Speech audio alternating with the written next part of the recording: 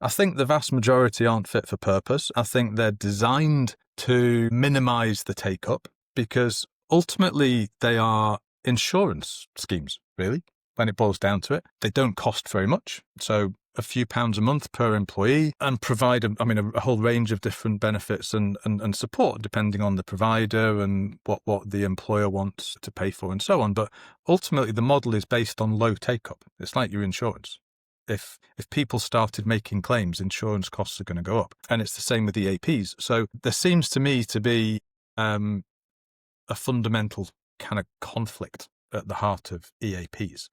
That's not to say they don't provide a useful and valuable service. It's just that it's A, designed to be low take up to keep costs down.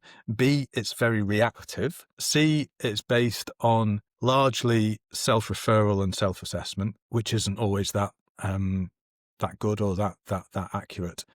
I think a part of perpetuating the challenges, the stigma around mental health, because they typically make it a medical issue straight away. So whatever you present yourself to, to HR or to your line manager with, sometimes that then is enough of a referral to then get the support from your EAP, or sometimes it needs a GP's referral. But it goes from and it may well be a serious issue. So I don't want to kind of say that there isn't a place for it and they aren't a massive help. People could have very serious issues, present with them and get some fantastic support, which is amazing. But in many, many cases, in terms of sort of mental health, the issue becomes escalated to a medical one, really, and you are offered therapy sessions straight off the bat.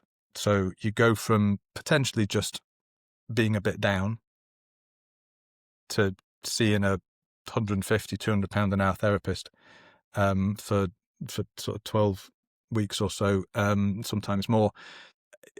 Again, I don't want to criticize therapy. It plays a hugely important part, can be life-changing, even life-saving, absolutely. But for a lot of people, there are simpler, more accessible, more affordable things that could be done to improve their mental health, what we would define as their brain fitness, more quickly and in a more lasting way. And that's not what, in the main, is provided by EAPs. So I don't want to be overly harsh on them, but where the take-up of EAPs is 5% of employees maximum, they're not helping very many people. And when the support in terms of mental health goes instantly to therapy, which again can play a part, but for most people either doesn't work or is actually detrimental. I think there are better options, and I believe that we can be part of that. I would like to work with EAPs, but the challenge is that, because we've had some discussions, the challenge is that what we do actually would encourage take-up of EAP support, which in general they don't want, to be frank. We are different to EAPs, would love to work with them, but would like to see ourselves as plugging a gap, primarily. That's the best way to compare BrainFit to EAPs, I think.